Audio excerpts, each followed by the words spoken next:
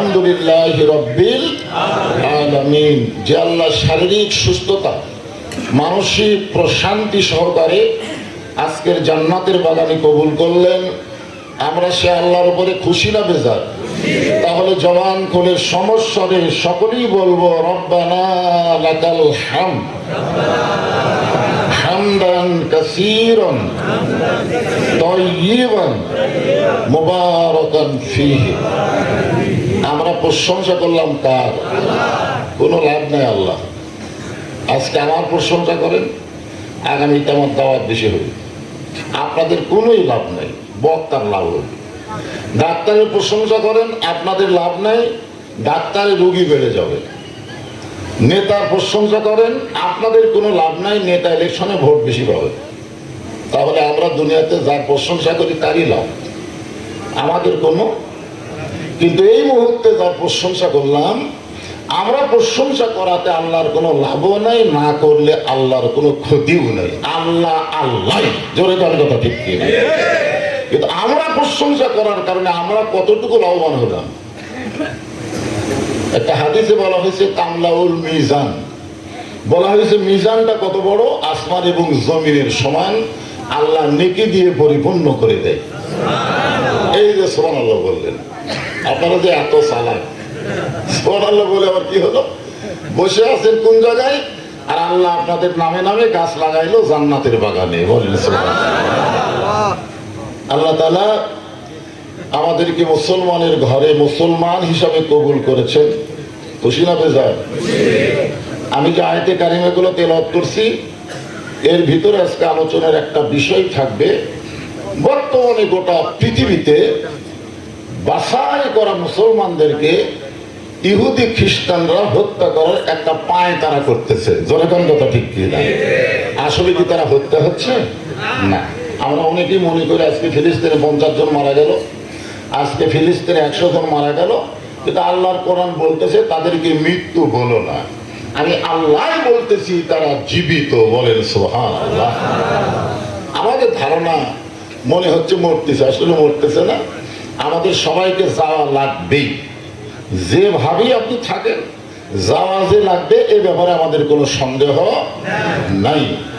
আমরা return ticket কাটছি, return ticket বোঝেন, আসলে যাইতে হবে, আসলে যাওয়া লাগবে। যাই আসেনি তার কথা আমরা বলবো না, যারা আমরা আসিছি তাদেরকে যাওয়া লাগবে।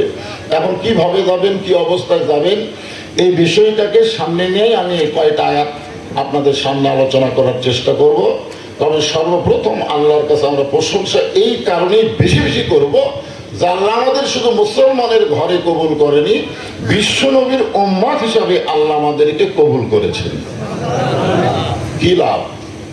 কোনো কারণে যদি আমরা আটকে যাই, আটকে যাওয়া বোঝেন, হাসরের ময়দানে হয়তো মনে করেন আমরা আটকে গেলাম, এখানে আটকে দিছে আর আমাদের যাওয়ার কোনো বুদ্ধি নেই, তখন আমাদের নবী আমাদের ব্যাপারে আল্লাহর কাছে ওকালতি করবেন, আল্লাহর কাছে বারিশতারি করবেন, আমাদেরকে সুপারিশ করে জান্নাতে পৌঁছায় দিবেন।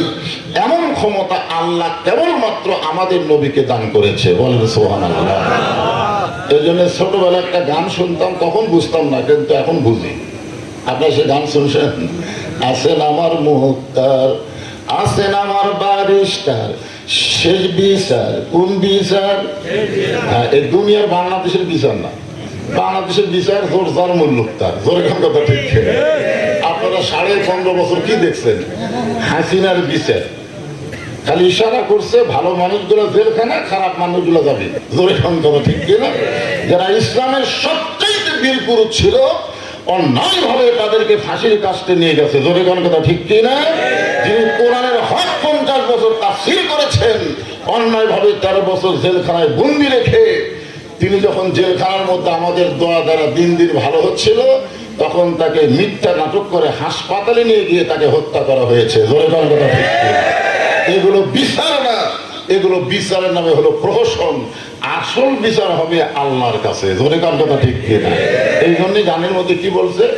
শেষ বিচারের হাইকোর্টেতে তিনি আমায় করবেন পার, আমি পাপী তিনি জামিনদার। আমি হলাম পাপী আর তিনি হলেন বেগুনা মাসুম, যার কোনো পাপ নাই, তিনি হলেন আমাদের নবী। জোরে কোন সুবহানাল্লাহ। তিনি নিজের ব্যাপারে আল্লাহর কাছে দুনিয়াতেও বলেনি, হাসরেও বলবে না, যত কথা বলেছে সব আমাদের ব্যাপারে। জোরে কোন কথা ঠিক কিনা? এই জন্য আমরা বললাম আল্লাহুম্মা সাল্লি আলা মুহাম্মদ, আল্লাহুম্মা সাল্লি আলা সাইয়্যিদিনা মুহাম্মদ। আমাদের নবীর উপরে আমরা দরুদ শরীফ পেশ করলাম। তিনি শুধু আমাদের নবী না, তিনি হলেন আমাদের নেতা। সাল্লাল্লাহু আলাইহি ওয়াসাল্লাম। কবরে প্রশ্ন করা হবে, ওমান নাবিয়ুকা, তোমার কি, তোমার নবীকে খালি কথা বলবে না, তোমার নবী নেতা কে? দুনিয়াতে একজন সাধারণ মানুষকে নেতা মানা, তার পেছনে চামচাগিরি করে বিসমিল্লাহি মিল্লাতে আলা রাসূলিল্লাহ, এই ঠাট্টা বদমাইশি করার জায়গা হবে না। ধরে কোন ঠিক কথা বলে? হ্যাঁ, কোরআনে আল্লাহ বলেছেন প্রত্যেকটা নেতার চামচাকে নেতার সাথে তোলা হবে। এখন কার চামচাগিরি করবেন? আমার নেতার চরিত্র ফুলের মতন পবিত্র, নামাজ পড়ে না এক ওয়াক্ত, নাকি তার পাশে ঘুরবেন? তার পাশে ঘুরবেন। আল্লাহ বলেছেন লাকাদ কানা লাকুম ফি রাসূলিল্লাহি উসওয়াতুন হাসানা। যদি সফলতা অর্জন করতে চাও, দুনিয়ার কোন সাধারণ মানুষের পিছনে চামচাগিরি না করে বিশ্বনবীকে তোমাদের আদর্শ হিসেবে গ্রহণ করে নাও। একথা কার? আরো জোরে বলেন। ভাগ্য গুণে আমরা এমন নবী পাইছি। এখন পাওয়া জিনিসকে আপনার হারে ফেলবেন? পাইছি যখন, তখন ইন্নাকা লাআলা খুলুকিন আযীম, আল্লাহ বলেছে। মাশাআল্লাহ, আল্লাহর প্রতি প্রশংসা করব। আল্লাহ আমাদেরকে এমন একটা কিতাব দিলেন, যেই কিতাবের মধ্যে কোনো সন্দেহ নাই। এই বাবা, এই সামনে বসে কি কর, যেই কিতাবে কোনো সন্দেহ নাই, ধোঁকা নাই, গোঁজামিল নেই। আছে জালিকাল কিতাব লা রাইবা ফিহ, এমন একটা কিতাব যার মধ্যে কোনো সন্দেহ নাই, সংশয় নাই।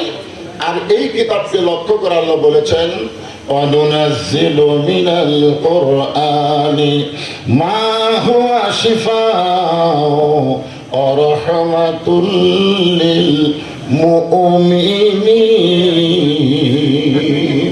এখানে শিফা এবং রহমত মুমিনদের জন্য। খুব খেয়াল করবেন, আমরা একটা স্লোগান দিলে কতগুলো নেতা কয় বক্তারা তো ওয়াজ করবার আসে না, রাজনীতি করে। আরে নেতা, গোটা কোরআনই হলো রাজনীতি। জোরে কর কথা ঠিক কিনা? রাজনীতি মানে রাজার নীতি। রাজাকে আমরা তাবারাকাল্লাযী বিয়াদিহিল মুলক, গোটা পৃথিবীর রাজত্ব কর্তৃত্ব মালিকানা কার হাতে? তাহলে রাজাকে। আর আমরা কি? পোষালয়, আমরা হলাম ফকির। ফকির অন্য জায়গায় আল্লাহ বলেছেন আল্লাহ গানিয়ুন ওয়া আনতুমুল ফুকারা, ফকিরের বহু বছর হলো ফুকারা। তাহলে আমরা হলাম ফকির। আমাদের নীতির নাম হলো ফকিরা নীতি। মানুষের নীতির নাম কি? আর আল্লাহর নীতির নাম কি? রাজনীতি। কতগুলো বলছে না, রাজনীতি করবে। রাজনীতি করবে, কার নীতি করবি? ফকিরা নীতি করবি? তো তাহলে চিন্তা করে দেখেন, এই কোরআনে আল্লাহ যেটা বললেন তার একটা স্লোগান আছে। সেই স্লোগানটা হলো সবাই দেওয়া লাগবে। আপনার কি কোরআনের পক্ষের মানুষ না বিপক্ষের? পক্ষের মানুষ যদি হন তাহলে আমার সঙ্গে বলা লাগবে সব সমস্যার সমাধান দিতে পারে আল কোরআন। এই ব্যাপারে কারো সন্দেহ থাকলে বলেন হুজুর কোরআন সবকিছু সমাধান দিতে পারবি না। পারবে? তাহলে গলা খাকারি দেন বাবা। স্লোগান দেওয়া লাগবে, আল্লাহর কোরআনও কিন্তু এক সময় আমাদের সুপারিশ করবে। জোরে কোন কথা ঠিক কিনা? ভাই সাথে সাথে এগুলো তো সব সাইজ মতো হবে। সুবহানাল্লাহ। তো এই জন্য একটু সবাই গলা খাকারি দিলেন। এখন বলবেন সব সমস্যার সমাধান। এখন যেটা সব কিছুর সমাধান দেওয়ার পরে সেটা কি খালি ঘরের মধ্যে না সব জায়গায়?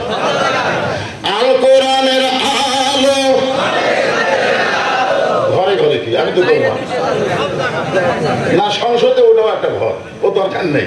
আমরা ঘর থবো না, আমরা সব জায়গার মধ্যে আল্লাহর কোরআন নিয়ে যাবো।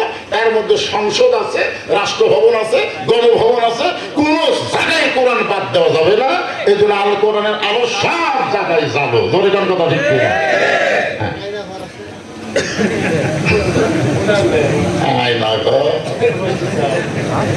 রাখা হবে জাদুঘরের মতো। জাদুঘর বোঝেন না? যদি ওই গ্রুপ কোনোদিন আসে, আসা মাত্রই সাইজ, আর নতুন করে হজরত বানান লাগবে না, ওরাই বানাচ্ছে হয়ে গেছে। ধরে কোন কথা ঠিক। আসেন আল্লাহর কোরআন থেকে প্রথম যে আয়াতে কারিমা তেলাওয়াত করেছি সূরা মুলক, যেটা সূরা বাকারা, সূরা বাকারা থেকে তেলাওয়াত করেছি, ফাযকুরুনি আযকুরকুম ওয়াশকুরুলি ওয়ালা তাকফুরুন। আল্লাহ বলতেছেন যে আমার জিকির করে, আমি আল্লাহ তার জিকির করি। এখানে জিকির মানে কি বুঝতেছে? অনেকে মনে করে জিকির মানে হচ্ছে আমার দয়াল বাবার দরবারেতে কেউ ফিরে না খালি হাতে। আমাদের বাংলাদেশে কিন্তু একটা পার্টির নাম হলো জাকির পার্টি। নামাজ পড়ে না, খালি জিকির মানে। এখানে যে জিকির, এই জিকির মানে কি বুঝতেছেন আপনারা? দেখেন আল্লাহ কোরআনে এক জায়গায় বলেছেন, ইন্না নাহনু নাযালনা যিকরা ওয়া ইন্না লাহু লাহাফিজুন। এই কোরআনকে জিকির হিসাবে নাযিল করে আল্লাহ নিজেই হেফাজতের দায়িত্ব নিয়েছে। সুবহানাল্লাহ। আল্লাহ কিন্তু হাদিস হেফাজতের দায়িত্ব নেই, আল্লাহ কোন কিতাবই হেফাজতের দায়িত্ব নেয়নি, একটাই নিছে, তার নাম হলো কোরআন। এর জন্যই লাফি, এর ভিতরে কোনো সন্দেহ নাই। জোরে কোন কথা ঠিক কিনা? কারণ এর মধ্যে কেউ কিছু কম বেশি করবার গেলে তার হাত ধরবি কে? খালি ধরবি না, হাত লুলা বানিয়ে দিবি। জোরে কোন কথা ঠিক কিনা?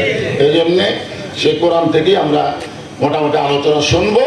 আল্লাহ বলতেছেন যে আমার জিকির করে, আমি আল্লাহ তার জিকির করি। এখানে জিকির করা মানে স্মরণ করা। জোরে কোন কি করা? স্মরণ করা। একটা দৃষ্টান্ত দেই। আল্লাহর একজন মস্ত বড় পয়গম্বর, নাম হলো নূহ নবী। নাম কি? নূহ নবী। একটা দৃষ্টান্ত দিচ্ছি আপনাদেরকে, এই জিকিরের দৃষ্টান্ত। তিনি শুকনা জায়গায় একটা নৌকা তৈরি করতেছেন। নৌকা কিন্তু একটা দলের প্রতীকের নাম। জোরে কোন কথা ঠিক। আবার পৃথিবীর সর্বপ্রথম যানবাহন কিন্তু আল্লাহর হুকুমে একটা নবী তৈরি করছে, তার নামও হলো নৌকা। এটা কিন্তু ওই দলের লোকেরা বলছিল আমাদের নৌকা হলো নূহ নবীর নৌকা।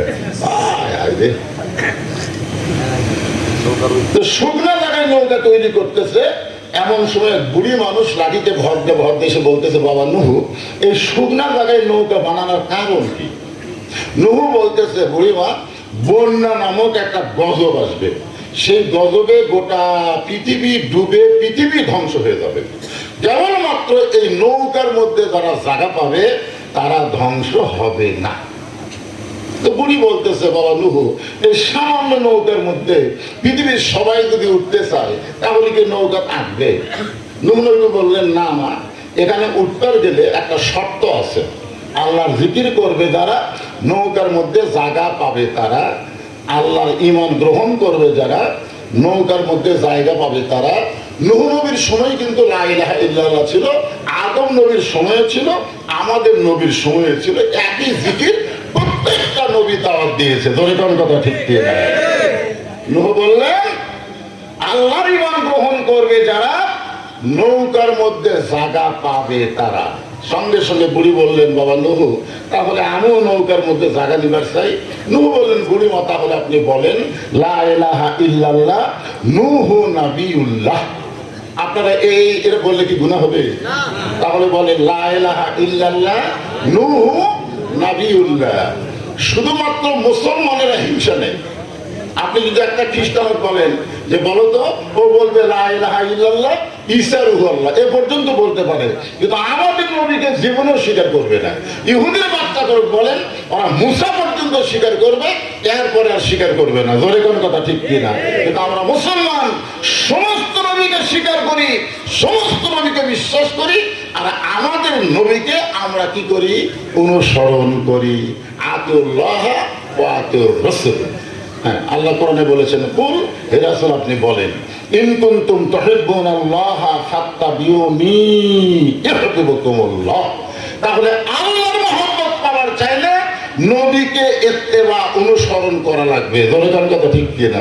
অনেকে ব্যাখ্যা করে যে নবীকে ভালোবাসে, আল্লাহ তাকে ভালোবাসে। এটা ব্যাখ্যা করে যে নবীকে ভালোবাসে, আল্লাহ তাকে ভালোবাসে। যে নবীকে তো ভালোবাসছে নবীর চাচা আবু তালেব, কোন ভালোবাসছে? কি কোন ভালোবাসেনি? আল্লাহ নবী নিজেই বলেছেন যে মায়ের পেটে থাকতে আমি এতিম হয়েছি, কিন্তু দুনিয়াতে আসার পরে আমি এতিম ছিলাম না। কারণ ভাগ্যগুণ এমন একটা চাচা পাইছি, যে চাচা আমাকে এমন ভাবে লালন পালন করছে, আমার যে বাবা নাই এটা আমি বুঝবার পারিনি। এরপরে রাসূল আফসোস করে বলেছেন, আমার সেই চাচাকেও আল্লাহ জাহান্নাম দিবে, কারণ চাচা আমাকে মহব্বত করেছে কিন্তু আমাকে ইত্তেবা করেনি। জোরে কার কথা ঠিক কিনা? নবীর প্রতি দরুদ পড়ি, নবীরে সালাম করি মসজিদের ভিতরে, কিন্তু নবীর সমাজ গড়ার কাছে অনেকের দ্বন্দ্ব মনে বাজে। মক্কার জীবন কান্দা কান্দা কন মানুষ কান্দি, কিন্তু মদিনার জীবন যখন বলবি তখন কবি হুজুর রাজনীতি গেল খেরে পাগলা।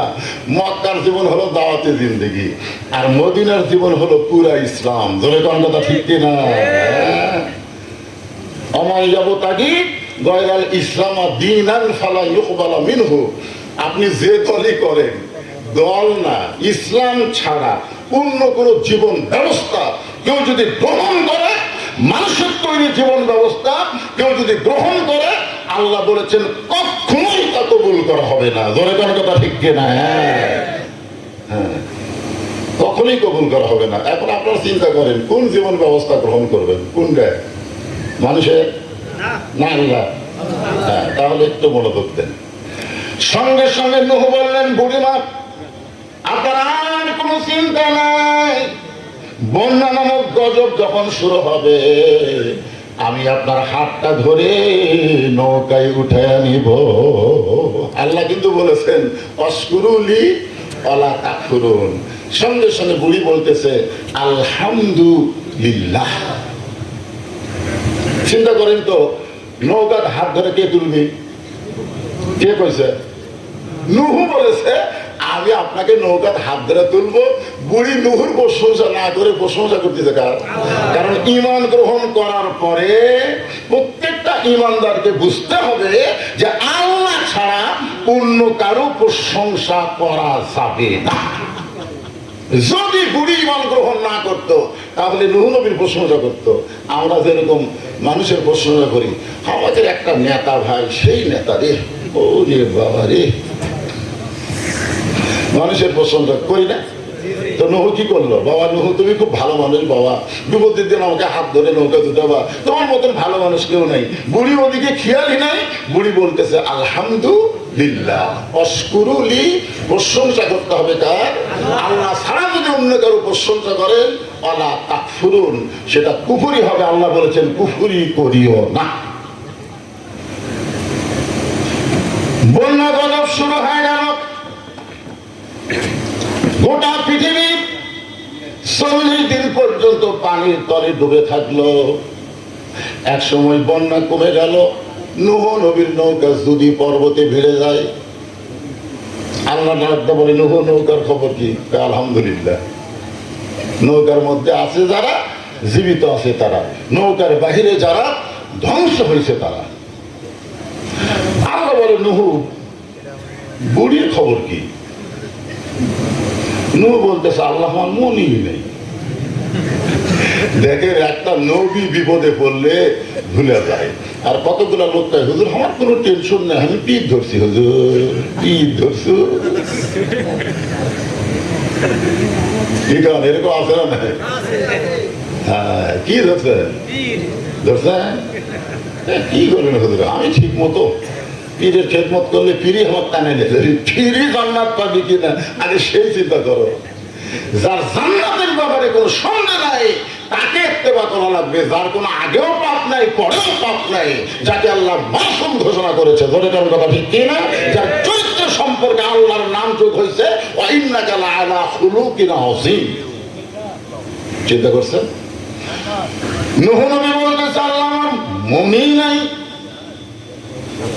আল্লাহ বলে নূহ তাহলে বুড়িটার খবর কি? নূহ বলতেছে বন্যার পানিতে সবাই ধ্বংস হয়ে গেছে, বুড়িটাও ধ্বংস। কারণ 40 দিন পানির তলে ডুবে ছিল, থাকে। আল্লাহ বলে নূহ আজগুবি কোনো কথা বলা যাবে না, কথা বলার আগে তদন্ত করে কথা বলতে হবে। আজকে আমাদের বাংলাদেশে মুসলমানেরা আজগুবি কথা বলে। আজগুবি আজগুবি বলেন না? একটা হুজুর সম্পর্কে আমার সম্পর্কে অনেক আজগুবি বলে, হুজুর এত টাকাইলে কি করে? বলে কিন্তু দু একজন আমাকে মোবাইল করে হুজুর হুজুর ওয়াজ তো ভালোই করেন, কিন্তু ওয়াজের পরে এত টাকা নেয়, আপনি কি করেন? আপনার চিন্তা করেন এই মাদ্রাসার প্রতি মাসে কত খরচ হলো? 23,000 টাকা প্রতি মাসে খরচ। আর আমার মাদ্রাসার কারেন্ট বিল দেওয়া লাগে প্রতি মাসে 20,000 কারেন্ট বিল। তাহলে শিক্ষকের বেতন, শুনুন, শিক্ষকের বেতন, বাবুর্চির বেতন, আমার যে বাবুর্চি তার বেতন 12,000। আমার শিক্ষক দুটা মাদ্রাসা, একটা মহিলা মাদ্রাসা আর একটা ছেলেদের মাদ্রাসা, দুই মাদ্রাসায় 2 থেকে 2.5 লাখ টাকা প্রতি মাসে খরচ হয়। একটা টাকাও আজ পর্যন্ত পৃথিবীর কেউ বলতে পারবে না হুজুর কারো টাকা দান সদকা দিছে। এই যে ওয়াজ করে যে টাকা দেয়, সেই টাকা আমি এতিম বাচ্চাদেরকে খাওয়াই, হুজুরদের বেতন দিই। এটা তদন্ত করার দরকার আছে না নাই? করছেন কোনোদিন? আজ একদিন যাবো যে বেটা মামুন জিজ্ঞাসা করেন এর নাম কি, আর জিজ্ঞাসা করেন তো গেছে কয়েকবার মামুন জিজ্ঞাসা করেন জায়গায় আপনিও গেছেন। হ্যাঁ মাশাআল্লাহ। আমার মহিলা মাদ্রাসা হলো 3 তলা। ফেসবুক আপনি ইউটিউবে সার্চ দিবেন বদরুল রশিদের মাদ্রাসা, তাহলে দেখে পাবেন। যেখানে এই যে বিল্ডিং গুলো করা হয়েছে, পৃথিবীর কারো কাছ থেকে 1 টাকা দান সদকা করা হয়নি। এই ওয়াজের টাকা প্রতিদিন রাত জায়গা জায়গায় কামাই করি, আর এই টাকাগুলো আল্লাহ রাসূলকে খুশি করার জন্য খরচ করি। বিনা তদন্তে আফদুবি হওয়ার বিরুদ্ধে চাষতলে গল্প করে। তদন্ত করার দরকার আছে না নাই? ধরে করা আছে না? হ্যাঁ, ওয়াজ করবে হুজুর আগামী বছর একটা ডেট দেন, হুজুরটা বাড়ি দিয়ে পারিস না, এলাকাতে তদন্ত কর। মসজিদ করে ওয়াজ করে, হুজুরের চরিত্র কিরকম, হুজুরের ব্যবহার কিরকম, হুজুর কি এমন মানুষ, একটু তদন্ত করা লাগবে না? আমার আহসানু কওলাম মিম্মান দাআ ইলাল্লাহ ওয়া আমিলা সালিহান ওয়া ক্বালা ইন্নানী মিনাল মুসলিমিন। আল্লাহ কোরআনে বলে দিয়েছেন দাওয়াতকারীর চরিত্র কেমন হওয়া লাগবে। সে যদি পুরোপুরি আত্মসমর্পণকারী মুসলমান না হয়, সে কেমনি উত্তম মানুষ হবে? আগে নিজেও, তারপরে পরকে আমলের কথা বলা লাগবে। জনগণ কথা ঠিক কি না? আল্লাহ বলেন নূহ, আজ গভী কোনো কথা বলা যাবে না, কথা বলার আগে তদন্ত করে কথা বলতে হবে। নূহ তুমি তদন্ত করে দেখো তো বলি তার খবর কি। নূহ নবী তদন্ত করতে গিয়ে দেখে বুড়ি তো দূরের কথা, বুড়ির ওই যে ঝুবড়ি বাড়ি পর্যন্ত কিছুই হয়নি। চিন্তা করে দেখে, ঝুবড়ি বাড়ির মধ্যে বুড়ি স্মরণ করে কাকে?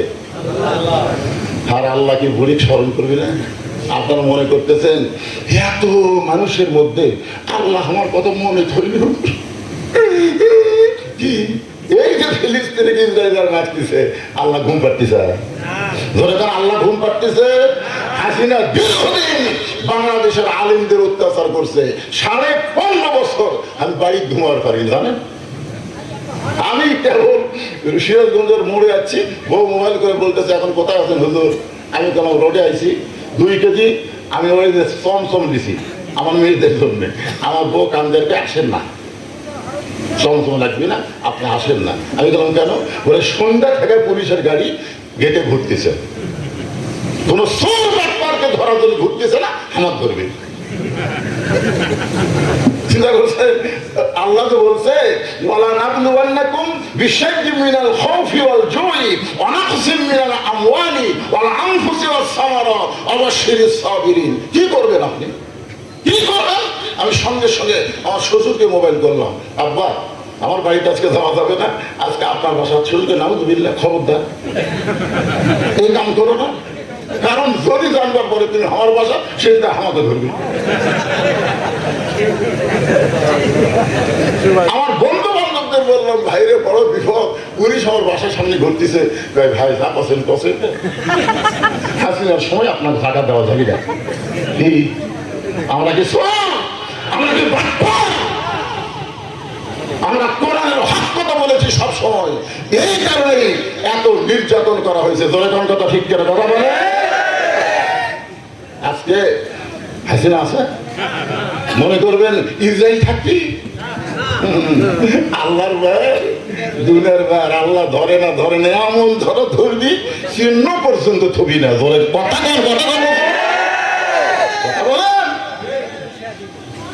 আল্লাহ ধরবি না, এদেশ আমার, এদেশ আমার বাপের। তোর বাপের দেশটি পুড়িয়েছে, এত অহংকারী কথা। 5 তালা তুটে 1.5 লাখ টাকার খাট, 12,000 টাকার কম্বল, রাত 9টার সময় তাহলে দিয়া কয় আমার বাড়ি আমার ঘর হামাক নামাইকে।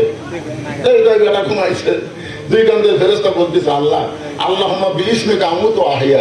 এই দোয়া পড়ে ঘুমাসা দরকার। কি করে ঘুমাইলো? এই তো মরার কথা ভুলে গেছে। এই আমার বাড়ি আমার ঘর হামাক নামাইকে। রাত 3টার সময় আল্লাহ কিছুই দেয়নি, খালি একটা ভূমিকম্প বুঝছেন, একটু লড়ে উঠছে, ওই এত ফোর্সে নামছে, কম্বলের মধ্যে লঙ্গি খোলা আছে, ওটাও পর্যন্ত পড়ার টাইম পায়। ফেরেশতাটাই নামাইলা নামাইলা, তাই বলে ন্যাংটা করে নামাইলা। আল্লাহ কয় অহংকারী করবে যারা 24 সালে 48 সালে আগে নামবে না, 24 সালে আল্লাহ ন্যাংটা করে নামাই দিছে। ঠিক কি না? আল্লাহ পারে কি পারে না? সমস্ত বিষয়ের উপরে একমাত্র ক্ষমতাকার, পারমাণবিক কোনো ক্ষমতা নাই, এটমের কোনো ক্ষমতা নাই, সমস্ত ক্ষমতা আল্লাহ। আল্লাহ ধরতেছে না, যেদিন ধরবি পৃথিবীর মানচিত্রে ইসরায়েলকে খুঁজে পাওয়া যাবে না। ধরে কথা বলছে, কি মনে করতেছেন শিশু বাচ্চাদেরকে ওরা অন্যায় ভাবে মারতেছে, আর আমার আল্লাহ ঘুম পাড়তেছে? আল্লাহ ঘুমায় না। রাত আখুযুহু সিনাতু ওয়ালা নাওম। একবার মুসা নবী আল্লাহকে বললেন, আল্লাহ আপনি একলা একলা বসে থাকেন, আপনার ঘুম ধরে না?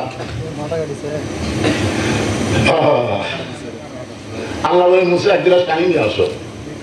মুসা 1 গ্লাস পানি নিয়ে তুর পর্বতের কিনারায় দাঁড়ায় আছে। আল্লাহ বলতে ঘুম মুসা ধর। ঘুম যে মুসা ধরছে, গিলাস পড়ে ভাঙে গেছে। আল্লাহ বলে, মুসা পানি দাও। তুমি জানো না আল্লাহ আমার ঘুম আছে? তাহলে একটা গিলাসে হেফাজত করে পারলে না? তাহলে ঘুম যাদের থাকে তারা একটা গিলাস পর্যন্ত হেফাজত করতে পারে না। তোমার আল্লাহর ঘুম থাকলে কুল কায়নাত হেফাজত কেমনে হবে? লা তাখুযুহু সিনাতুন ওয়ালা নাওম। ঘুম তো দূরের কথা, তন্দ্রা পর্যন্ত নাই। আপনারা কি মনে করতেছেন ফিলিস্তিনে আছে মুসলমানকে মারতেছে, আল্লাহ ঘুম পাড়তেছে না? জোরে বলেন, ঘুম পাড়তেছে না? আল্লাহ আমাদেরকে ধরবে। আজকে ভারতের মুসলমানকে যে হারে ভারত নির্যাতন করতেছে, গতকাল দেখলাম একটা মুসলমানের দাড়ি কামা দিচ্ছে, ভুরু পর্যন্ত কামা দিচ্ছে মুসলমানের। ভারত মুসলমান শুধু চোখের পানি ফেলতেছে আর বলতেছে আল্লাহ যার কেউ নেই তার তুমি আসো আল্লাহ। একটা মেয়েকে পর্দা দিচ্ছে, একটা মেয়েকে জোর করে গা থেকে বোরকা খুলে দিল, মেয়ে যাতেই কান্দা কান্দতেছে। আপনি কি বলেন আল্লাহ দেখতেছে না? ভারত এত বড় থাকবে না, আমার আল্লাহ অচিরে এই ভারতকে ভাঙ্গে টুকরা টুকরা করে দিবে। দেখেননি বাংলাদেশে আলু বন্ধ, পেঁয়াজ বন্ধ, চিনি বন্ধ। আল্লাহ তোরা বন্ধ কর, আমি আল্লাহ বন্ধ করবো না। গত 15 বছর যা দাম ছিল, এবার রমজান মাসে সব জিনিসের দাম কম। জনগণ কথা ঠিক কথা বলেন ভাই। নূহ নবী চিৎকার করে বলে, আল্লাহ গোটা পৃথিবী ধ্বংস হয়ে গেছে, বুড়িটার ঝুপড়ি পাই পর্যন্ত ধ্বংস হলো না। আল্লাহ বলে নূহ তদন্ত করো। এবার নূহ তদন্ত করতে গিয়ে বুড়িকে ডাক দিলেন, বুড়িমা। বুড়িমা সঙ্গে সঙ্গে বুড়ি টোপলা নিয়ে হাজির। কি নিয়ে হাজির? কথা হয় না, টোপলা নিয়ে হাজির। একটা বুড়ি বলছে কি থাকে? একটা টোপলা। নূহ বলছে বুড়িমার টোপলা কেন? বলে সাইজ হয়ে আসি, তুমি এসব ডাক দিবা আর আমি বাইরে হতে দেরি করবো? আল্লাহ বলতেছেন তোমরাও সাইজ হয়ে থাকো, লা তামুতুন্না ইল্লা ওয়া আনতুম মুসলিমুন। ব্যাস হয়ে যায় থাকো না, মুসলমান হয়ে সাইজ হয়ে তোমাদেরকে মরা লাগবে। জোরে কোন কথা ঠিক কি না? কি হয়ে আছেন এখন? আয়নার সামনে দাঁড়ান আর মনে মনে ভাবেন এখন আমার বয়স আছে বারে। এইবার ঈদের দিন 248 জন মারা গেছে, তার মধ্যে 128 জন মারা গেছে মোটর সাইকেল চালাতে গিয়ে। একটা বুড়া মরেনি পারে, সব কয়টা জীবন বাংলা বলছে। তাহলে কে কখন মরবে এটা আপনি জানেন? আয়নার সামনে কি দেখেন? 2-1টা দাড়ি পাকিছে, কিরে পাগলা পাকা দাড়ি তুলে বুড়া লেগেছে। ও বাবা আল্লাহ কতগুলো বুড়া আবার ফেলুন যায় কয় নামে আগে চাষা গালের গোস্ত টোস্ত সব হয়ে গেছে চাষা, এখন আর তেল তেলা করে লাভ নেই, ভাল লাগে না চুলকে। সকালবেলায় দাড়ি কামাচ্ছে, বিকেল বেলায় মরতে পারে। এখন অবাক লিয়ে তো খবর হচ্ছে, ফেরেশতা বলতেছে আমার নবীকে, তোমার নবীকে, নবী দূর থেকে বলতেছে ফেরেশতা তোমার দিকে তাকে দেখতে হবে, আমার নবীকে আর আমার দিকে তাকে দেখো আমি কে। খাইস তো বুসের লাগাল বাড়া কি। এক মা আমাকে বলতেছে হুজুর আমার স্বামীর চেহারা এত সুন্দর, স্বামীকে নিয়ে তখন বাইরে যাই, রাস্তার মেয়েরা খালি স্বামীর দিকে তাকিয়ে থাকে, হুজুর আপনি এমন একটা দোয়া দেন তো যে দোয়া আমল করলে আমার স্বামীর দিকে কোনো মেয়ে তাকাবে না। আমি একটা দোয়া আছে মানে তোমার স্বামীর চাচা বানাও। সেই বয়সে চাচা বানাও, মেয়েটা হুজুর একটা আলেম মানুষের এরকম একটা কথা বলেন, স্বামীর কোনোদিন চাচা তো কি চাচা কবার করছি, তোর চাচা বানাবার করছি। তুই খালি তোর স্বামীর যেভাবে একটু দাঁড়িয়ে রাখার চেষ্টা কর, ওই হাত পাও ধরে হাত টিপে পা টিপে স্বামীর দাঁড়িয়ে রাখাছে, দাঁড়িয়ে এখন 4 আঙ্গুল হয়ে গেছে। একদিন আমার মোবাইল করবে হুজুর এখন আমার স্বামী দিয়ে রাস্তা ধরলে একটা মেয়েও তাকায় না, যদি কেউ ভুল করে তাকায় আসসালামু আলাইকুম চাচা কেমন আছে, আমার সামনে আমার স্বামী তখন চাচা কয় আমার ভালো লাগে। এখন স্বামী আমার রিজার্ভ হয়ে গেছে। ও মা বন্ধু শোনার লাগবে তো, মায়েরা শোনেন, নিজের স্বামীকে যদি পরনারী থেকে নজর থেকে বাঁচাবার চান, নবীর সুন্নাত এটা টাইমের সুন্নাত, তাকে রাখাইতে হবে। জোরে দাও কথা ঠিক কিনা? হ্যাঁ, তৈরি হয়ে থাকেন, তৈরি হয়ে থাকেন, যে কোনো সময় যাওয়া লাগবে। আল্লাহ বলেছেন ইয়া আইয়ুহাল্লাযীনা আমানুত্তাকুল্লাহা হাক্কা তুকাতিহি ওয়া লা তামুতুন্না ইল্লা ওয়া আনতুম মুসলিমুন।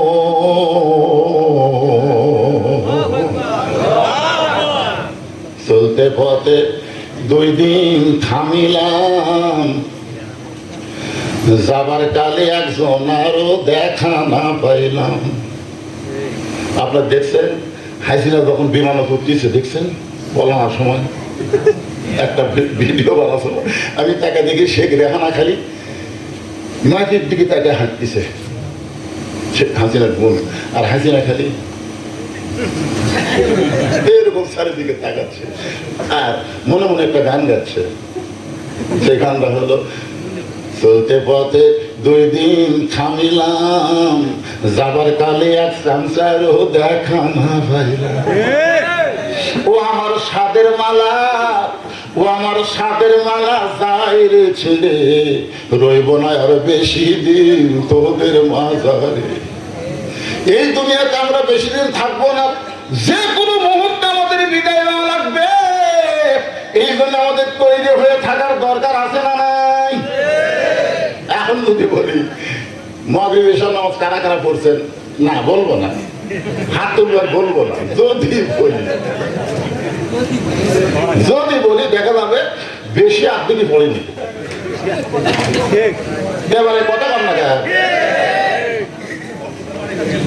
আপনার বলেন মাগরিব এশা নামাজ না পড়ে আবার শুনতেছেন, ফজরের আগে যদি আপনি মরে যান, মনে করেন যদি আপনি মরেন, আপনি কি তৈরি হয়ে বললেন? এই জন্য আল্লাহ বলতেছেন ইয়া আইয়ুহাল্লাযীনা আমানুস্তাঈনু বিস-সাবরি ওয়াস-সালাত ইন্নাল্লাহা মা'আস-সাবিরিন। নূহ বলতেছে বুড়িমা বন্যা শেষ, বুড়ি বলতেছে বন্যা শেষ, হয় মা গোটা পৃথিবী শেষ, গোটা পৃথিবী ধ্বংস হয়ে গেছে। বুড়িমা এটা আপনার তো ধ্বংস দূরের কথা, আপনার ঝুপড়ি বাড়িতে কিছু হয়নি, আপনি কি আমল করেন? বুড়ি বলতেছে তুমি যখন কইছিলা যে হাত ধরে তুলবো, তখন আমার ইমান বলতেছে সবাই সবাইকে ভুলতে পারে কিন্তু আল্লাহ কোনোদিন কাউকে ভুলবে না। এই জন্য জিকির করবো কার? বাপ রহিতরা কান্দিছে, নিচে খালি নমরুদের আগুন দাও দাও করে চলতেছে, নমরুদের চুলের আগুন দাও দাও করে চলতেছে, আর বাবা রশি ধরে টানতেছে, চড়কে রশি ধরে টানতেছে, আর ইব্রাহিম নবী চড়কে বসে টানতেছে। এমন সময় ফেরেশতা জিবরাইল এসে বলতেছে কান্দার দরকার নাই, আপনি যদি চান, আপনি যদি চান আল্লাহ আমাকে 600 পাকা দিছে, একটা পাকের বাতাস দেবো, নমরুদের আগুনের চুলে একেবারে সাগরের জালি বাজবে। ইব্রাহিম নবী বললেন, জিবরাইল তুই আমাকে বেঈমান করবে চাস? ইয়া কানা বুধু ইয়া কানা স্থায়ী, আমরা গোলামি করি কার? সাহায্য চাই কার কাছে? তাহলে আমি টানতেছেন কেন? আমি টানতেছি ওরা আগুনের সুরার দিকে তাকায় না, আমি টানতেছি আমার বাপের দিকে তাকে, বাপের দিকে তাকে কাঁদতেছি। দুনিয়াতে কোনো সন্তান বিপদে পড়লে বাবা তাকে সাহায্য করে বিপদ থেকে বাঁচানোর জন্য, আর ভাগ্য করে আমি এমন একটা বাপ পাচ্ছি তাই একলাই ফজল করে আমাকে ডাক দেয় না। এরকম বাপ আছে না নাই? একলা একলা মুরব্বী মসজিদে যায়, ওরা আগের মতন বেটা ঘুম পাড়তেছে, সব থাকবে।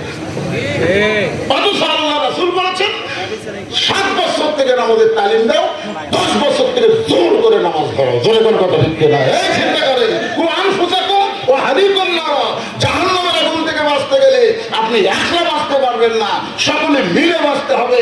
এই জন্য দুনিয়ার কোনো মানুষের দল করবো না, আল্লাহর কোরআনের দল করে আমরা জাহান্নামের আগুন থেকে বাঁচতে চাই। জোরে কোন কথা ঠিক না? কারা কারা আল্লাহর কোরআনের দল করবেন? তুই হাত তুলে আল্লাহকে দেখান। লিল্লাহি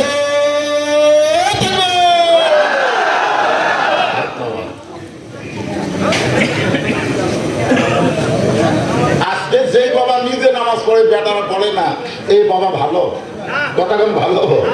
এরা ওই বেটা করে দিবে, জাহান্নামের আগুনে নিয়ে যাবে।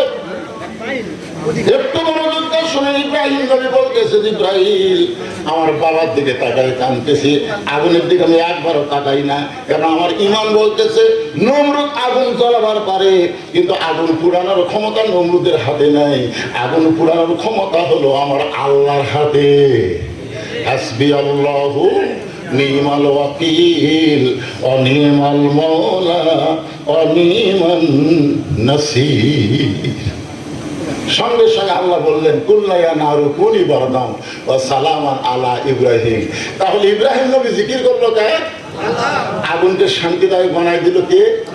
আমরা জিকির করবো কার? আল্লাহ। কিন্তু আল্লাহ যখন বলতেছে ইন্না নাহনু নাযালনা যিকরা ওয়া ইন্না লাহু লাহাফিজুন, এখন পর্যন্ত এখানে জিকির মানে কি? আমাদের কিন্তু 54 বছর সব দেখা শেষ, সব দেখছেন, দেখেন নি?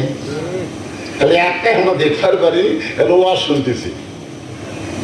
এখন যদি আমরা বলি সব দেখা হলো শেষ, আগামীতে দেখবো আমরা আল্লাহর কোরআনের বাংলাদেশ। গোটা বাংলাদেশ ওয়াজ করে মোটামুটি আমার একটা সাহস হয়েছে, একটা ভাব বোঝা যাচ্ছে। আপনাকে মান্দার ভাব যে কি আল্লাহ ভালো লাগে।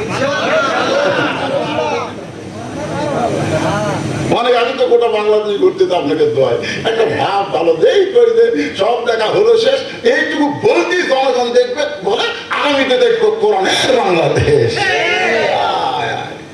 ওয়াজের মধ্যে আর কোরআন ছোঁয়া যাবে না ভাই, কোরআনকে এখন আমলের মধ্যে আনতে গেলে আমাদেরকে ট্রেনিং নেওয়া লাগবে। জোরে কোন কথা ঠিক?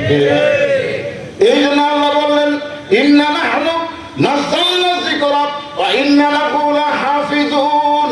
এই কোরআনকে আমি জিকির হিসেবে নাযিল করেছি, এই কোরআন হেফাজতের দায়িত্ব স্বয়ং আল্লাহ আমি নিজের হাতে রাখছি। এখন আসেন, আল্লাহ বলতেছেন ইয়া আইয়ুহাল্লাযীনা আমানুস্তাঈনু বিস-সাবরি ওয়াস-সালাহ। আচ্ছা, এখানে আল্লাহ কেন বললেন? যদি আমার কাছে কিন্তু পাবার চাও তাহলে ধৈর্য আর নামাজ। আল্লাহ আগে ধৈর্যের কথা কেন বললেন, তারপরে নামাজের কথা কেন বললেন? আল্লাহ অন্য জায়গায় বলেছেন কাদ আফলাহা মান তাযাক্কা ওয়া যাকারা ইসমা রাব্বিহি ফাসাল্লা। আচ্ছা, একটা মানুষ সাইকেল চালাচ্ছে, বুঝলেন, সাইকেল চালাতে চালাতে হঠাৎ পেডেল বন্ধ করে দিছে, ব্রেক ধরেনি। আপনার বলেন তো সাইকেল কি থামবি না যাবি? কি জন্য যাবি? না আগে যে এই মারাতে সাইকেল একটা গতি তৈরি হচ্ছে, পেডেল বন্ধ করার মাত্র সাইকেল অনেক দূর পর্যন্ত যায়। আপনি দুনিয়ার পেটে দৌড়ে এসে মসজিদ আল্লাহু আকবার। এটা হাট বাজারে বেশি হয়, এটা আমনাজ বাজারে। আসলে আজান দিয়েছে, দোকানদার আজান শুনছে, খালি ঘড়ি দেখতেছে জামাতের সময় কখন।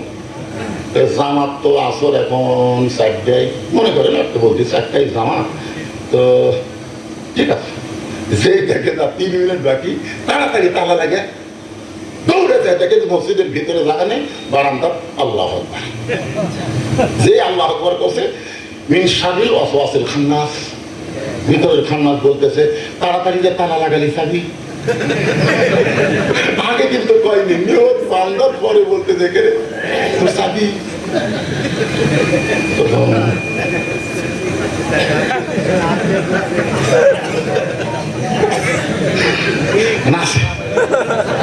নামাজ আছে না গেছে? এই জন্য কিন্তু আল্লাহ বলছেন ফাওয়াইলুল লিল মুসাল্লিন। তাহলে পরের একটু ফাওয়াইলুল লিল মুসাল্লিন আল্লাযীনা হুম আন সালাতিহিম সাহুন আল্লাযীনা হুম ইরাউন ওয়া ইয়ামনাউনাল মাউন। আল্লাহ বলতেছেন ধৈর্য আর নামাজের মাধ্যমে আমি আল্লাহর কাছে চাও। কেন বললেন? কারণ আমাদের সব জায়গার ধৈর্য আছে, খালি একটা জায়গাতেই নাই, সেটা হলো নামাজ। আপনারা কয় রাকাত তারাবির লোক? 8 রাকাত। আমাদের এলাকার 2টা মসজিদ আছে, একটা 8 রাকাতের, একটা 20 রাকাতের। তো 20 রাকাতের টা নামাজ পড়তে সময় লাগে 40 মিনিট, এশা সহ তারাবি 40 মিনিট লাগে, আর 8 রাকাতের লাগে 1 ঘন্টা। মানে যেখানে সময়ের দিকে তাকে কোটি কম সময়, তো দেখা যায় 20 টাকাতে যাই কম সময়, তাহলে দেখি তো 20 টাকাতে যাই যাই দেখ আমরা বলেন মানে এত সুরে সুরা ফাতিহা করছে, 2 কান্দের ফেরেশতারাই কলম খাড়া করে আছে। আল্লাহ তাইকারে খবর কি, তাই আল্লাহ এত জোরে কি করবে, আমরা তো বুঝবার পারিনি, লেখবো কি? না না না, আপনার বলে তো ফেরেশতাদের লেখতে বোঝা লাগবে না। আর সূরা ফাতিহাকে কি বলা হয়? সূরা ফাতিহাকে বলা হয় উম্মুল কোরআন। সূরা ফাতিহাকে বলা হয় সবচাইতে বড় সূরাতুল শিফা, সবচাইতে দোয়া।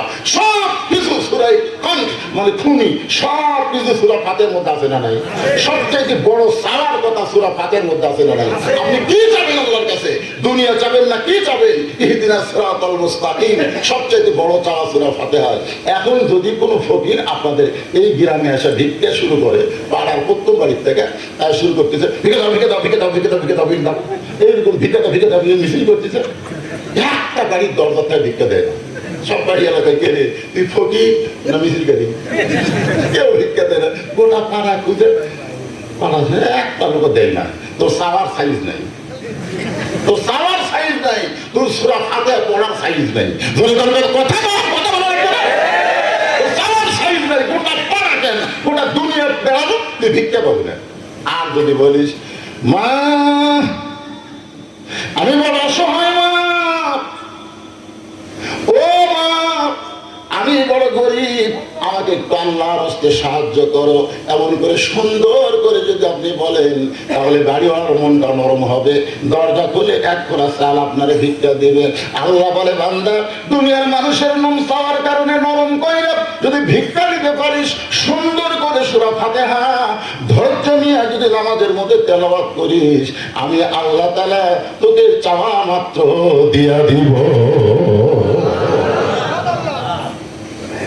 5 মিনিট পরে আসলে জামাত শুরু হবি, ওই ঢুকাই চিন্তা করে কেরে আজকে এত বোকামি করলাম কেন, এত আগে আমি ঢুকলাম কেন, মানে 5 মিনিট আগে ঢুকছে, ঢুকাই ঘড়ি, ওরে বাবা রে,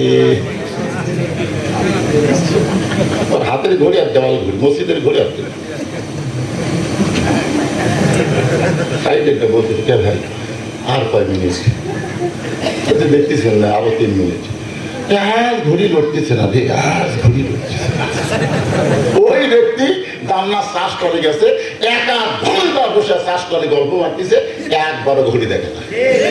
এই জন্য ভাইজান আল্লাহ বলেছেন, আমার কাছে যদি কিছু পাওয়ার চাও তাহলে ধৈর্য এবং নামাজের মাধ্যমে চাওয়া লাগবে, নামাজ ছাড়া চাওয়া যাবে না। এখন যারা মদের পড়েনি, এসব পড়েননি, আপনি কি চাবেন? জান্নাত, জান্নাত চাবেন? ওয়ালা তাকুলু, খুব খেয়াল করে শুনবেন এই আয়াতটা, ওয়ালা তাকুলু লিমান ইউকতালু ফি সাবিলিল্লাহি আমওয়াতুন বাল আহইয়াউ ওয়ালাকিন লা তাশউরুন। শানে আমি কিছুদিন আগেকার দুটা ঘটনা বলবো। একটা ঘটনা হলো মীর কাসেম আলী। আপনারা যারা ইসলামী আন্দোলনের সৈনিক তারা বুঝতে পারছেন মীর কাসেম আলী কে। ওনার উকিল এসে ওনাকে বলতেছে, স্যার আজকে রাত 12টায় আপনার ফাঁসি হবে। কয়টায়? রাত 12টায় আপনার ফাঁসি হবে।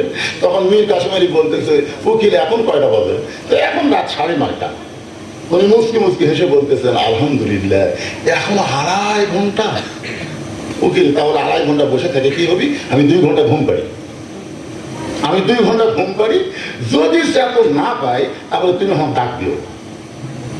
উকিল তো পাগলা না মানুষরা, যার ফাঁসি হবি তাই বলে ঘুম পারবি, চাকর না পেলে আমার ডাক দেওয়া লাগবে। উকিল মনে মনে চিন্তা করতেছে, ফাঁসির চিন্তার লোকটা পাগল হয়ে গেছে, মন খারাপ করে বেড়ে হয়ে গেছে। যখন রাত 11:30 বাজছে, মনে করছে দেখে যাই দিকে তো কি করতেছে, আসা দেখে ফাঁসির কন্ডম ছেলে। একটু মোটা মানুষ আসলে তো না দেখে ঘুম পাচ্ছিছে। উকিল পাই কে রে, এই ফাঁসি হবি আর এইভাবে ঘুম পাচ্ছিছে, ডাক না দিলে চালু হবে না। পায়ের আঙ্গুল লড়াতে লাভ ধরে বলতে থেকে, ভাই রাত 12টা বাজছে। না স্যার এখন 8 ঘন্টা। আলহামদুলিল্লাহ, তাহলে এখন 8 ঘন্টা আছে, সময়ের কি থাম। ওযু করে 2 রাকাত নামাজ পড়লেন। উকিল বলতেছে, তাজুল ইসলাম আমি নিজের চোখে দেখলাম সূরা মুলক আর সূরা মুজাম্মিল তেলাওয়াত করলেন। তারপরে কন্ডম ছেড়ে যে পাঞ্জাবিটা সবচাইতে ভালো, সেই পাঞ্জাবিটা গায়ে দিয়া চিরুনি দিয়া মাথার চুল হাসড়ায় বলে, উকিল আমারে কেমন লাগতেছে, উকিল আমারে কেমন লাগতেছে। উকিল বলে, স্যার আপনি তো শ্বশুর বাড়ি যাবেন, আপনার ফাঁসি হবে, আর এমন সুন্দর কাপড় পরে চুল আশ্রয় আপনি কেন এরকম করতেছে? মীর কাসেম আলী বলে, উকিল রে, অন্যায় ভাবে কাউকে যদি ফাঁসি দেওয়া হয়, তুমি মনে করতেছো সে মরে যায়? সে মরবে না, সে আল্লাহর মেহমান হয়ে যাবে জান্নাত খানা। 2 ঘন্টা ঘুমের ভিতরে আল্লাহ পাক আমারে দেখাইছেন, সালামুন আলাইকুম তিবতুম ফাদখুলুহা খালিদিন। আজকে ফিলিস্তিনের মুসলমানেরা, আজকে ফিলিস্তিনের মুসলমান মরতেছে না ভাইজান। ওরা দুনিয়া থেকে বিদায় নেওয়ার সঙ্গে সঙ্গে ওদের দেহ পড়ে থাকবে দুনিয়ায়, ওদের রুহু যাবে ইল্লিন নামক জান্নাতের বাগানে। ছেলে হওয়ার পরে বাবা সে বলতে, হুজুর আপনি একটা আলেম মানুষ, একটা ভালো নাম বলেন। আমি বললাম, ভালো এই মুহূর্তে আমার একটা নাম মনে পড়তেছে, আবু সাইদ। হুজুর আমার খেয়াল নাই হুজুর, আসলেই তো তাই। আবু সাইদ জীবন না দিলে তো হাসিনার পতন হতো না। ওই জীবনের মাধ্যমেই তো মানুষ জীবন দেওয়া শুরু করলো। ধরে কোন কথা ঠিক কিনা? সর্বপ্রথম এই ফ্যাসিস্ট তাড়ানোর জন্য জীবন দিতে, তাও কিভাবে দিতে? নবীর একটা হাদিস আছে বুখারী শরীফে, যে মা আহাদান ইয়াদখুলুল জান্নাতা হুব্বান ইয়ারজি ইলা দুনিয়া ওয়ালাহু মা'আলা আরদি মিন শাইইন ইল্লা শাহিদুন ইয়াতামান্না আন ইয়ারজি ইলা দুনিয়া ফায়ুক্তাল আশারা মাররাতান লিমা ইয়ারা মিনাল কারামাতি। রাওয়াহুল বুখারী কিতাবুল মাগাজি। সুবহানাল্লাহ বলেন। বুখারী শরীফে একটা মাগাজি অধ্যায় আছে। আবু সাইদের আপনারা ভিডিও দেখছেন, এ ভাই আপনার কি বিরক্ত হচ্ছেন? আমি তো দেশার নামাজের আগে যাচ্ছি, আমার পথে 10টায় তুলে দেবো, তুলতে তুলতে দেরি করছে, তা কি করবেন?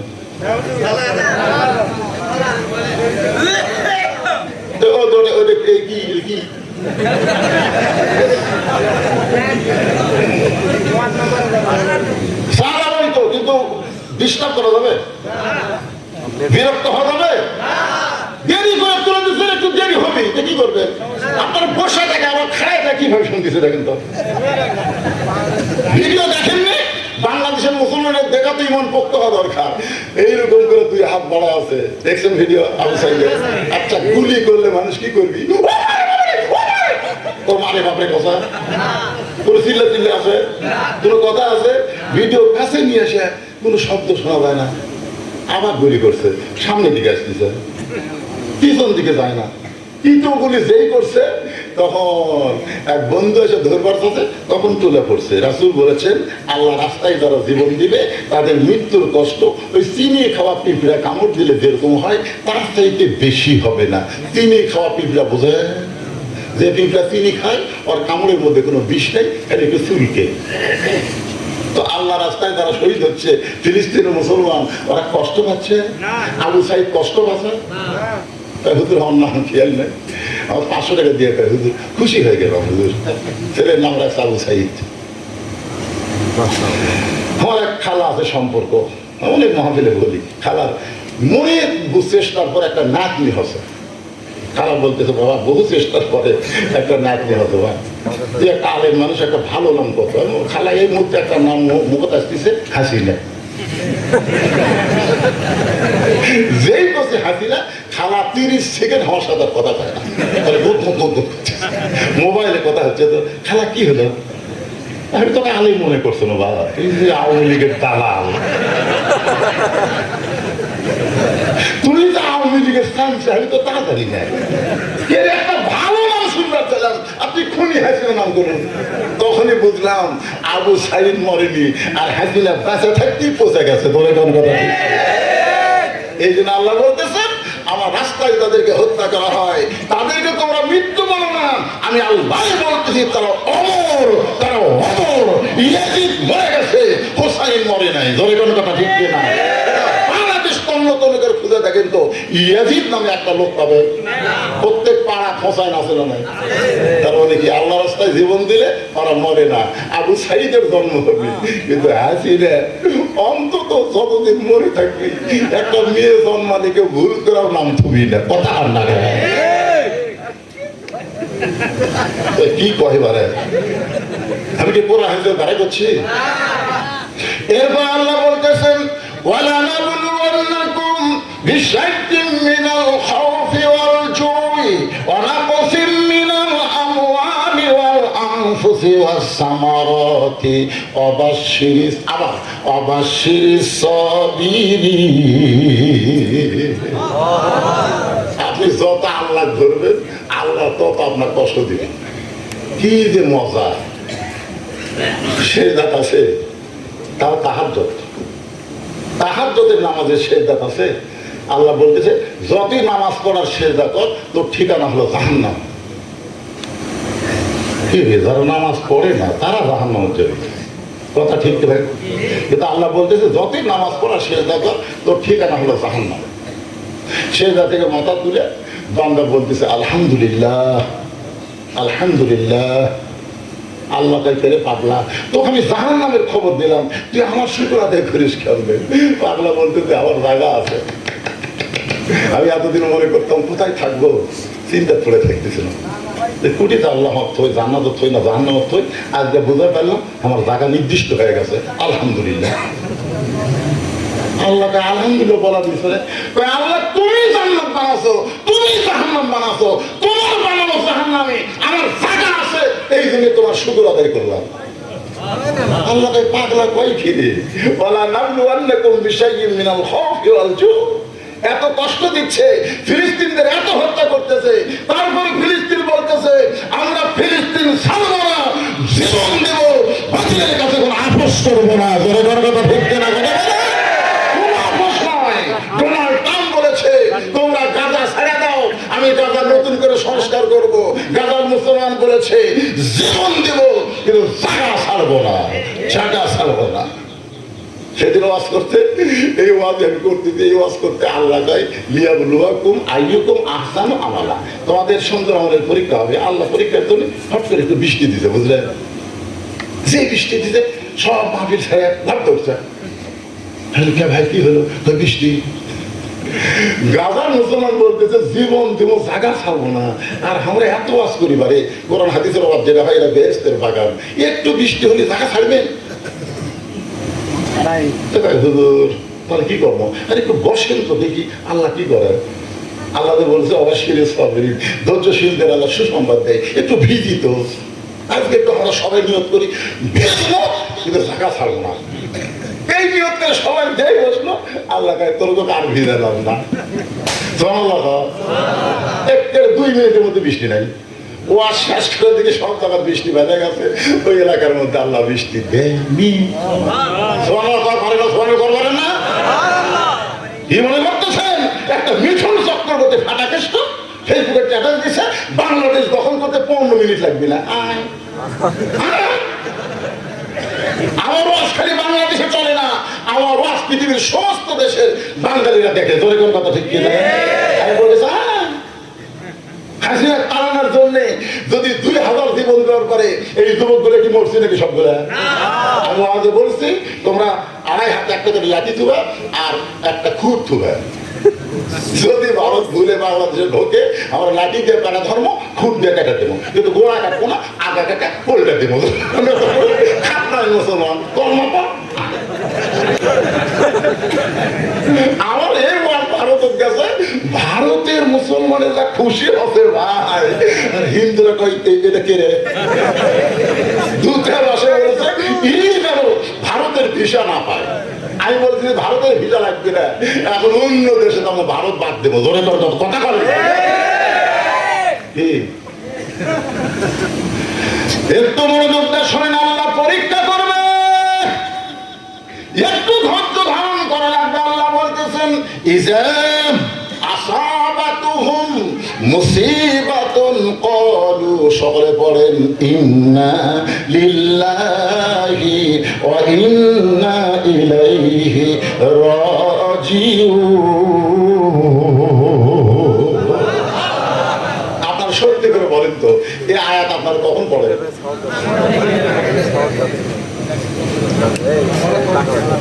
ও মরার খবর পরে আপনারা পড়েন। কিন্তু এখানে আল্লাহ কি বলতেছে? ভাইস প্রিন্সিপাল বসে আছে, ভাই আল্লাহ কি বলতেছে? ইজা মানে যখন আসাবাতুহুম মুসিবা, বিপদ আপদ মুসিবত আসবে, ক্বালু তখন বলবা ইন্না লিল্লাহি ওয়া ইন্না ইলাইহি রাজিউন। বাবা মুরব্বি, বাবা মুরব্বি এখন ওঠেন না বাবা, এখন আপনার ওয়াজ হচ্ছে বাবা। ঠিক আছে, অসুবিধা নেই, অসুবিধা নেই। কি মনে করতেছেন আমি যে আয়াত করলাম আয়াতে তো ব্যাখ্যা করে দিই, অনুনাজ্জিলু মিনাল কোরআনি মা হুয়া শিফাউ ওয়া রাহমাতুল লিল মুমিনিন। এই কোরআনকে মহব্বত করে শোনেন, বিশ্বাস করেন, এই কোরআনকে মহব্বত করে পেশাব লাগার পরে যারা পেশাব বন্ধ করে থাকবে আল্লাহর কোরআনের ইজ্জত দেওয়ার কারণে পেশাব জাতীয় যত ব্যারাম আল্লাহ ভালো করে দিবে। আমার ডায়াবেটিস বাড়তে বাড়তে 24, 26, 28, 32 কমে না। আমি ডাক্তারের কাছে যাই, আমার সব কিছু চেক করে বলতে যে হুজুর আপনার যে অবস্থা আপনার ওয়াজ বাদ দেওয়া লাগবে। আমি বললাম ওয়াজ বাদ কেন দেওয়া লাগবে?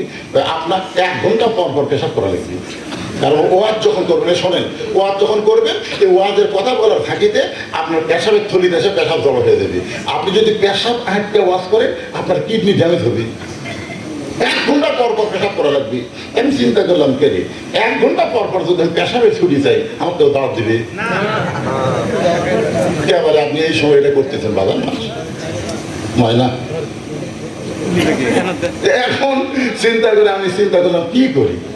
এক ওয়াজ ভাই বলুন ডাক্তারের কথা মতোই যে 1 ঘন্টা হচ্ছে আমি দেখি আমার তলবারটালি চোঁচো করতেছে। আমি সভাপতির দিকে তাকা দেখি 2টা সভাপতি, সভাপতি সহসভাপতি 2 জনই দাঁড়িয়ে চাষা। সহসভাপতি মনে হয় কিন্তু আগে বিড়ি খাচ্ছে, ওর দিকে তাকালে গন্ধ পাওয়া যায়। আমি চিন্তা করি যে আমার লাগছে এরকম যদি আমি মাইক দিই তারা তো কিছুই করা পারবি না, মাহফিলে ভেঙে দেবে। আজকে যদি আমার পেশাব লাগে এনার যদি কই ভাই 5 মিনিট খালি মাইক ধরে থন আমি খালি ঘুরে আসি, উদু করে আসি, আপনার উঠবেন। কিন্তু কি বিপদ, আমি বললাম আল্লাহ অমাইয়া তাওয়াক্কাল আলাল্লাহি ফাহুয়া হাসবুহু, তোমার প্রতি তাওয়াক্কুল করে কোরআনের মহব্বতে আমি ওয়াজ করতে থাকলাম। দরকার লাগবে আমি এটি সোফা সেটি পেশাব করবো, কিন্তু আমি উঠবো না। বিশ্বাস করেন আল্লাহর কোরআন আমার সামনে এই নিয়তে ওয়াজ শুরু করলাম। প্রথম 15 মিনিট একটু টিট টিট করলো, তারপরে হাত তলপেট ঠান্ডা হলো। এরপরে ব্যায়াম এমন আউট হয়ে গেল ভাই, ডাক্তারের কাছে গেলাম, ডাক্তার খবর কি? মানে কি ভাই ভালো হলো? বড় ওষুধের আমি কথা বলি, ধরে কারণ সুবহানাল্লাহ। আপনারা এমন একটা ওষুধের মাহফিলে বসে আছেন, পেশাব লাগলে লাভ ধরেন কেন? এটা আটকে বসে থাকেন। ওই ব্যক্তির কবরে সবচেয়ে বেশি আঘাত হবে যে পেশাব থেকে পবিত্র হবার পারে না। যতবার পেশাব করবেন ততবার ঠিক মতো পবিত্র হওয়ার চেষ্টা করা লাগবে। তোর কথা ঠিক না? যাচ্ছেন আর মারতেছেন, আর মাত্র মাথা ধুয়ে চলে আসছেন, তারপর টপ টপ করে বাড়াবি। কি মন খারাপ করতেছে? তাহলে আমার ভাই কি বললেন, এটাই কোরআনের অর্থ। যখন বিপদ আপদ মুসিবত আসবে তখন তোমরা বলবা ইন্না লিল্লাহি ওয়া ইন্না ইলাইহি রাজিউন। খাদিজাতুল কুবরা যখন দুনিয়া থেকে বিদায় নিচ্ছে, ভাইজান একটু তাফসীর শুনে মনে করতেন, তখন আল্লাহ নবী তাকায় দেখে 4টা মেয়ে বসা বসা কান দিচ্ছে। কয় মেয়ে? 4টা মেয়ে।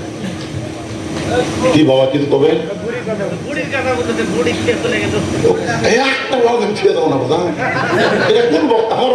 যেগুলো শোনেন নেই, আমি যেতেই যাই আবার ঘুরে উঠে আসবো, কোনো টেনশন করে না।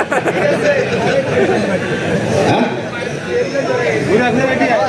না না টেনশন করতেছেন, আমি ওয়াজ ছাড়া দেওয়ার বক্তা। শোনেননি, যত ঘুরি দুনিয়া ঘুরে আবার শেষ উঠি মারে উঠি। আমার হাতে ঘড়ি আছে, টাইম মতো মাস শেষ হয়ে কেবল 12টা বাজতেছে, আরো চলবি। অসুবিধা আছে? দিয়েছেন 10:30টায়, ওয়াজ হয়ে 1টা পর্যন্ত। কি আছে? মাশাআল্লাহ মাশাআল্লাহ ভাই, মাশাআল্লাহ। এমন কথা কথা মাশাআল্লাহ।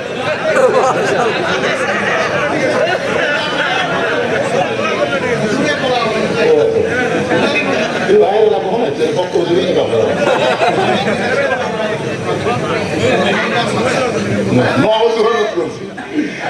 আজকে নওয়াজের বসে আছে সাইকেল সাহেব পিছনে, ঝাঁকি চোটে মাশাআল্লাহ কত ঠিক আছে, সুবহানাল্লাহ আলহামদুলিল্লাহ। এই যে থাকবার হবেন, এতে আমার মন খুশি হয়ে গেল। থাকেন বা না থাকেন আলহামদুলিল্লাহ। 4টা মেয়ে টানতেছে, একটার নাম হলো জয়নাব, একটা মেয়ের নাম হলো রোকেয়া, একটা মেয়ের নাম হলো কুলসুমা, আর একটা মেয়ের নাম হলো ফাতেমা জোহরা। নবী দেখতেছেন 3 মেয়ের কান্নার সাইজ আলাদা, আর 1 মেয়ের কান্নার সাইজ অন্যরকম। 3 মেয়ে কাঁদতেছে। একটি বিনয় কি করে, বিনয় কি বলবেন, আমার মা মহিলা গেছে রে, কোথায় গেলে মা পাবো বলে দাও আল্লাহ রে, হে আমার মা মহিলা গেছে রে। কিন্তু ফাতেমার দিকে নবী তাকায় দেখ, ফাতেমা কাঁদতেছে কিন্তু কান্নার কোনো শব্দ নাই, 2 চোখের পানিতে গাল ভিজে যাচ্ছে। রাসূল আমার 4টা মেয়ের ভিতর থেকে ফাতেমাকে ইশারা করলেন। ফাতেমা যখন ঘরের ভিতরে যায়, আল্লাহ রাসূল বলেন, ফাতেমা তোমার মা আমাকে 3টা ওসিয়ত করেছে এবং তোমাকেও 2টা ওসিয়ত করেছে, আর ওসিয়ত পালন করা হলো ওয়াজিব। ওসিয়ত পালন করা হলো ওয়াজিব। তোমার মা দুনিয়া থেকে বিদায় নেওয়ার আগে আমাকে 3টা ওসিয়ত করেছে, আর তোমার ব্যাপারে 2টা ওসিয়ত করেছে। 1 নম্বর ওসিয়ত হলো তোমার মাকে তুমি নিজে গোসল করার লাগবে, তুমি একা একা গোসল করার লাগবে, অন্য কেউ তোমার সঙ্গে থাকতে পারবে না। ফাতেমা বলতেছে, বাবা আমার আরো 3টা বোন আছে, ওদেরকে কি আমি সঙ্গে দিবার পারবো না? রাসূল বলেন, ফাতেমা তোমার মা শুধু তোমার ব্যাপারে আমাকে বলেছে, অন্য কাউকে তুমি সঙ্গে নিবার পারবা না। ফাতেমা বলতেছে, বাবা এখন আমি একলাই যদি আমার মা গোসল করাই, তাহলে এরা 3 বোন তো মন খারাপ করবি। রাসূল বলতেছেন, মন খারাপ করবি না কি করবি, এটা তো দেখার কথা না, দেখার কথা হলো ওসিয়ত পালন করা। আপনি ওসিয়ত করবেন, আমি মরে গেলে আমার কবর নামাজে খুঁড়বি, কোনো বেনামাজি কোদাল ধরে পায়ের দিই না। এতে বেনামাজিরা খুশি হবে না রাগ করবে, ওরা দেখার দায়িত্ব আমার আছে। কথা ভাব না, আপনি দুনিয়ার একটা বাড়ি বানাবেন, থাকার গ্যারান্টি নেই, সেই বাড়ি ভালো মিস্ত্রি খোঁজেন। 3 তলা বাড়ি করো ভাই, একটা ভালো মিস্ত্রি দরকার রে। কয় বছর থাকবো, কয় বছর থাকবে, ভালো মিস্ত্রি খুঁজিস। 3 তলা বাড়ি বানানোর জন্য যেখানে থাকার গ্যারান্টি নাই, আর যে কবরে সবার সাথে গেলে 50,000 বছর থাকা লাগবে, সেই কবর খোঁড়ার জন্য ভালো মিস্ত্রি দরকার নাই। মূল্যে ওরাই 5 জন, আমাকে এলাকার ওই 5 জন চুক্তি দিচ্ছে, শালারা 1 ওয়াক্ত নামাজ পড়ে না। পাঁচজন। এখন যাই মরছে, তার বেটা যায় বলছে ভাই আব্বা মারা গেছে, কবর খোঁড়া লাগবে। ওই কবর খোঁড়া যাচ্ছি, ভাই আমরা তো রেডি হয়ে আছি, তুমি কখন আসো সেজন্য বসে আছি। পাঁচজন এক জায়গাতে 5 রত্ন বসে আছে। একজন ফিসফিস করে বলছে ভাই 5 প্যাকেট সিগারেট দাও, কারণ আমরা সিগারেট মুখত না তুলে জোর পাই না। এখন আমি কি করবি, তো কবর কোদালি ধরে পারে না। ওই এখন কবর খন্ডে হলে 5 প্যাকেট সিগারেট দিতে, ওরা বাড়ির থেকে 5 জন সিগারেট টানতে টানতে গোরস্থান গেছে। যাই কোদাল মারতেছে উনিও সিগারেট খায়, যাই মাটি সমান করতেছে উনিও টানি, যাই তুলতেছে উনিও খায়, যাই দেখে দিচ্ছে তাইও খাচ্ছে। সবাই যখন সিগারেট টানে গোটা এলাকা মনে হয় ভাটার ধুমা জ্বলতেছে। আপনার বলেন তো দুর্গন্ধ ফেরেশতা পছন্দ করে কথা বল না কেন? আপনি ওসিয়ত করবেন আমি মারা গেলে দুনিয়ার কোন বেনামাজ আমার যেন কবর খনন না করে। দরকার হলে 5 জন নামাজীকে আপনি কবর খনন করার জন্য আগে হাদিয়া দিয়ে রেডি করবেন। ভাইজান যদি আমি আগে মরি আমার কবর খুলবা, আর তোমরা যদি আগে মরো আমার কোনো দাবি নেই। এই যে তোমাদের 25,000 টাকা দিলাম, আমার কবরটা তোমরা খুঁড়ে দিও। মসজিদের দিনে আযান দেয়, পৃথিবীর মধ্যে সবচাইতে সম্মানী ব্যক্তি হলো মুয়াজ্জিন। আজকে দুনিয়াতে তার সম্মান না থাকলে কি হবে? রাসূল বলে বেলাল একটু আমার কাছে আসো। বেলাল যখন নবীর কাছে যায়, নবী বলে বেলাল তুমি জানো তোমার মাথা আমার উপরে থাকবে। বেলাল বলে ইয়া রাসূলুল্লাহ আপনি হলেন ইমাম, আমি হলাম মুয়াজ্জিন। আল্লাহ নবী বললেন আমান আহসানু কওলাম মিম্মান দাআ ইলাল্লাহ।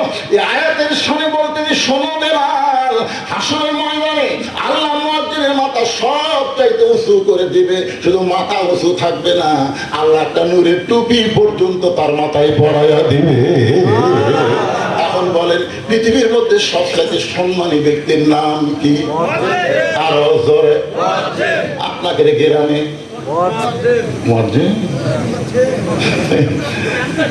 একদিন খালি এসব নামাজের সময় মসজিদে তালা দেয়নি, মনে নেই মসজিদ মনে নেই, মানুষ ভুল করে না, তালা দেয়নি। সকালে এসে দেখে বাইক নেই, সবগুলো মসজিদে বাঁধিয়েছে। তালা দিস নি কেন?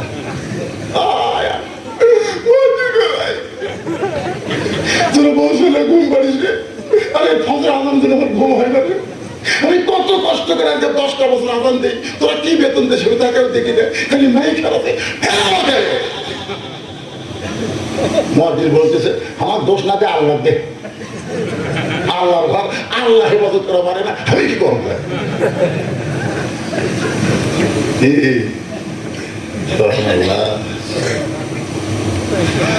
ভালো একজন আলেম আপনি চিহ্নিত করে রাখবেন। আপনার 14 গোষ্ঠীর মধ্যে কোন আলেম না, এখন কি করবেন? তাহলে একজন ভালো আলেমকে বলবেন ভাই আমার জানাজার নামাজ পড়াইয়া দিও। রাসূল বললেন ফাতেমা তুমি তোমার মাকে গোসল করাতে হবে, কারণ তোমার মা একদিন আমাকে বললো হুজুর আপনি কি জানেন যখন জয়নাব আমার পেটে ছিল আমার পেট উঁচু হয়েছিল, আমার পেটে ব্যথা হয়েছিল, প্রসব বেদনা আমার হয়েছে। যখন ওকে আমার পেটে ছিল আমার পেট উঁচু হয়েছিল, আমার পেট ভারী লাগছিল, আমার প্রসব ব্যথা হয়েছে। যখন কুলসুম আমার পেটে ছিল আমার পেট ভারী হয়েছিল, কুলসুমের জন্ম নেওয়ার সময় আমার কষ্ট হয়েছে। ওগো আল্লাহর নবী শোনেন, আমার কলিজার টুকরা ফাতেমা যখন আমার পেটে ছিল আমার পেটের মধ্যে সন্তান আছে বুঝতে পারছি, কিন্তু আমার পেটে কোনোদিন ওজন লাগে নাই। আর ফাতেমা জন্মের সময় আমি প্রসব ব্যথা পাই নাই। ফাতেমা যখন জন্ম নিল আমি তখন মা তাকাই দেখি ফাতেমা তার 2টা হাত দিয়া তার ইজ্জত ঢেকে দুনিয়াতে এসেছে।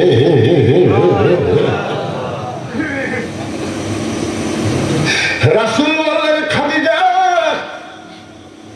যে ফাতেমাকে নিয়ে আপনি এত সুন্দর বয়ান করলেন, আপনি কি জানেন এই ফাতেমা শুধু পর্দার মধ্যে জন্ম নেয়নি, ফাতেমা পর্দার ভিতর দুনিয়া থেকে বিদায় নিবে।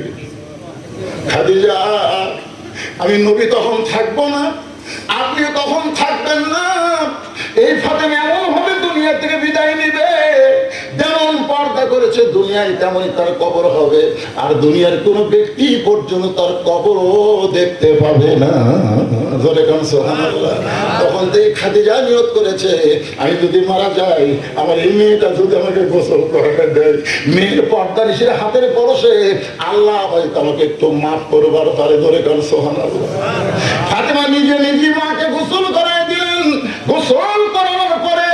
এবার বাবাকে বলতেছে, বাবা মা আর একটা কি ওসিয়ত করেছে? বলে আর একটা ওসিয়ত হলো, তোমার মাকে তুমি একা একা কাফনের কাপড় পরাতে হবে। বলছে বাবা এই গোসল না একলা পরালাম, এই কাপড় পরাতে যদি একলা যাই তাহলে তিনটে বোন তো মন খারাপ করবে। কে মন খারাপ করলে সেটা পরের কথা, ওসিয়ত পালন করা লাগবে। ফাতেমা বলতেছেন বাবা তাহলে দেন কাপড়। সঙ্গে সঙ্গে নবী একটা জুব্বা এনে ফাতেমার হাতে দেয়। ফাতেমা বলতেছে বাবা আমি মায়ের কাছে গল্প শুনেছি, আমার মা যখন পৃথিবীর সবচাইতে ধনবতী রমণী ছিল, আপনি তখন সবচাইতে গরিব ছিলেন।